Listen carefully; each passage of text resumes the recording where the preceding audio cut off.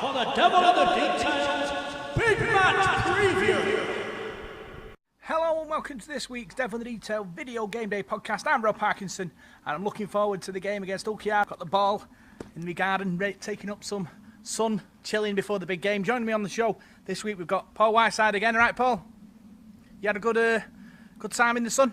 Hey Rob, you alright mate? Yeah, I'm having a belting time in the sun mate. Currently at work, bending boilers and sweating me what's-its off, but you sound like you're having a better time than me anyway. But yeah, I'm looking forward to Friday night, big game against Ulkiar. It's been playing on my mind the last couple of days now, and it's really a really important game, but one that I'm very excited for. Yeah, Paul, it's a bit nervous. Looking forward to Friday night. But while you're keeping the economy going, what we'll do, we'll have a quick look at see what the 9 team Ian Watson have picked for the game against Ulkiar. Okay, looking at the 19 for Salford, Paul, few changes. Josh Jones back in the squad, which is a good move. Yeah, it's nice to see Josh Jones back in the team. I mean, he had a brilliant game, didn't he, against Hull FC, as they call him these days. A few weeks ago at home, he was unstoppable that night, wasn't he, playing in the centres, and they found him really, really difficult to deal with. He's a big bloke, and I thought we missed him a bit on Saturday against Leigh because he's hard to stop, isn't he? He makes a lot of yards, and he's a good offloader of the ball as well. Yeah, he's definitely versatile as well, Paul. He can play in the centre, he can play in the second row. Any suggestions where do you think he'll play in, Watson?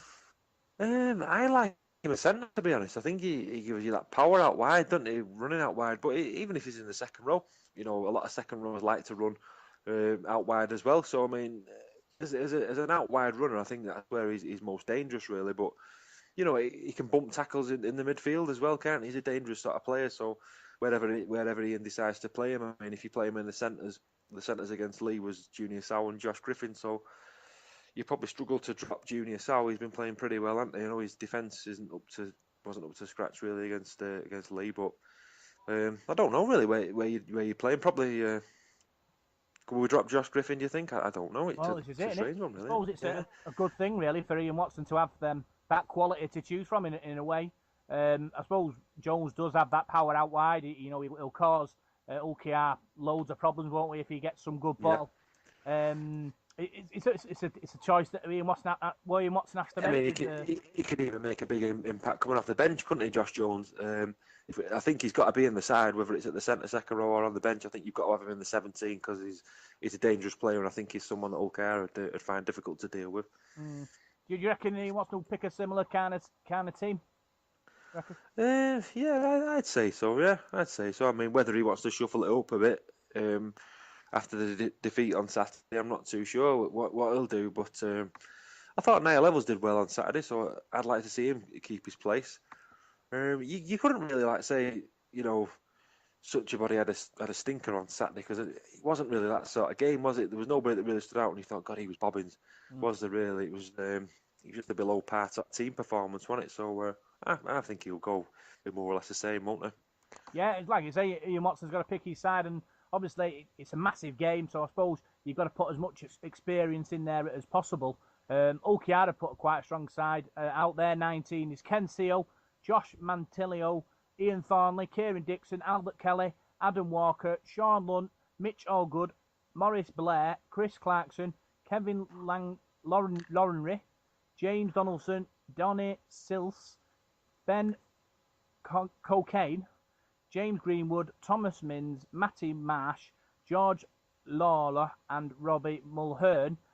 Paul, it's going to be a tough game. They've got a good squad there. They're full of dangerous players. That Ulkiar team. Yeah, they are all Kings and Rovers. They're like we were saying on the podcast. They're a bit of a funny team, aren't they? They're either outstanding or they can be poor, can't they? As we saw in the cup this season against Oldham. So you never quite know what you're going to get. But they have got players who can win games, haven't they? That Ben Cocaine, he's been around the shop, hasn't he? And he always seems to play well against us. And I particularly like that Maurice Blair. I think he's a very clever footballer. Albert Kelly, like as you mentioned there, he's on his day. He's probably one of the best halfbacks in Super League, isn't there? And they've got some pace out wide as well with Ken CEO. So there's danger in that team. So we're going to have to be on our guard to beat all Kings of Rovers. Yeah, it's going to be a huge game on Friday, Paul. I'm looking forward to it. It's going to be good to obviously test ourselves in this, pressure cooker atmosphere of the middle eights, and you know, it's kind of winner takes all contest. Obviously, with you know the few games to go, you know, you do need to rack the wins up, and you know, getting a win this week will be crucial for either side. Yeah, I think it's a very big game. This, I think it's a really big game. I think this game will have a lot of bearing on where we and OKR finish in that middle eight. I think, you know, they win, our backs are against the wall a bit with 2 defeats and still a trip to Headingley to go to as well. So you know, it's a massive game, really. It really is. You probably have a big bearing on where some of the other teams finish as well. We just want to make sure we're in that top 3. And I was trying to do the maths the other day, thinking, you know, how many games can you afford to lose to finish in that top 3? And maybe 2 tops. So if we was to lose against Ulster, then we'd have to go to Headingley, you would have thought, and win there. So this is I'd say this was, no, there's no easy games, is there, Rob? But you're probably more chance of us beating Ulster at home, and, you know, with our record at Leeds winning there. But who knows? We could lose that on Friday and then go to Leeds and beat them. That's just the way things go sometimes, isn't it? But it's massive Friday. Yeah, huge game. We beat them at home previously early in the season, 44-26. Hat-trick by Junior South was the difference from the sides. It was a good game, if I remember. Both sides threw the ball about, and we're hoping for an entertaining game on you know, Friday as well.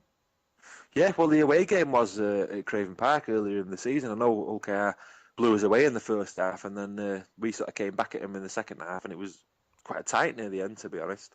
And it was the same last season. We had some really tight games with them last year, didn't I? Remember the Tuesday night game, you know, the rearranged game we went to Ulster, and I think that's the last game that Yestin Harris was in charge for, wasn't it, when they kicked off to us and that daft ball bounced and they scored in the last minute to snatch the game from us. And there's been some really entertaining games and a lot of points scored between the two sides, you know, the last few meetings. So I think there's going to be points again on Friday.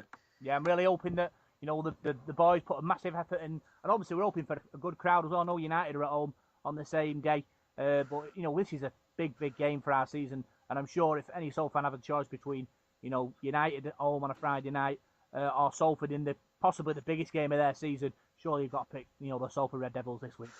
Yeah, United. Well, I'm not really into football, but United have 75,000 supporters anyway, don't we? So we need as many as we can get. So I just urge anybody like to, you know, take the United game and watch it when you get home.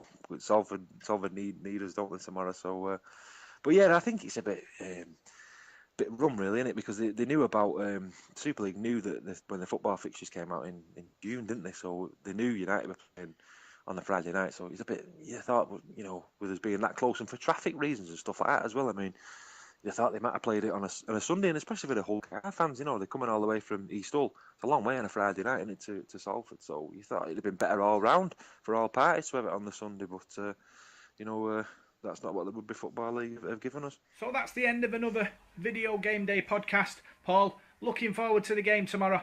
Really excited about it. Really, hopefully, the boys can put in another big performance like they did against Huddersfield and come away with the 2 points. Can you tell us, the listeners and the people who are watching at home, where they can find us every week on the podcast? Yeah, certainly can, Rob. You can find us on Twitter at DITDSRD, on Facebook, Devil in the Detail SRD, and you can listen at SoundCloud, iTunes, and the League Cast app. So yeah, like Rob said, get yourselves down to the AJ Bell tomorrow night. Massive game for Salford. We really need to get the 2 points in this one. This could have a big bearing on where we finish this season and what league we end up in next season. So best of luck to the lads and Ian Watson tomorrow night. See you guys there. It's time for the Devil in the Details Big Match Preview.